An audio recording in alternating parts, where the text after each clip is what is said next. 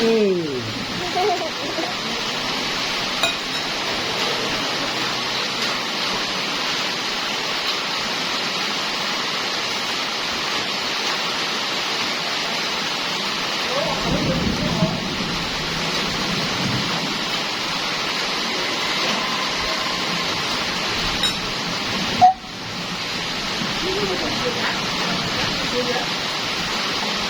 Ông chặt thò.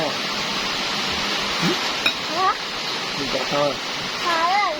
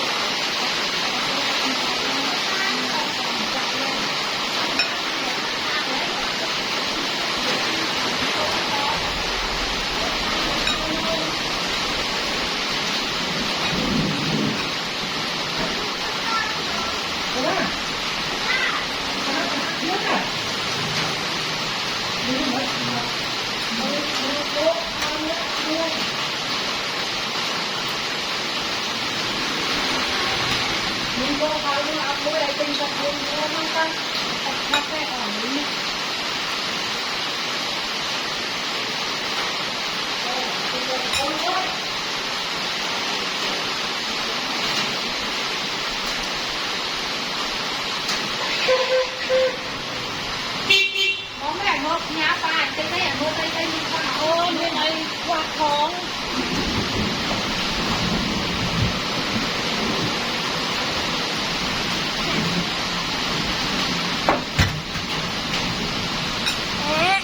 Bắt. bò rừng không phụ được bò đi cuốc đó à đi cuốc à đi cuốc không biết được bò đi cuốc thôi muối ọt muối Ba phải tìm tố nó mới chuộ sáng bài rồi. Thiệt trên đấy. Nếu như vừa chuộ sang bằng khi mà nói ra. Ba, bạn một tiết, con nhắn nè. nó tranh ao mạng dây này như khi dùng ai ra không cùng do nhìn nhâm lên nhá tôi thương anh hậu tí Con nhắm mình sợ hả? tao kìa anh vô tao bảo mà con trang đây cả bây giờ là nắng á vô tao bảo ca trang lại Mẹ chọn. ôi thì mình ao mà nó con nhà là câu như thế nó nên mang anh cho thì nhá chân dân cũng làm sao hết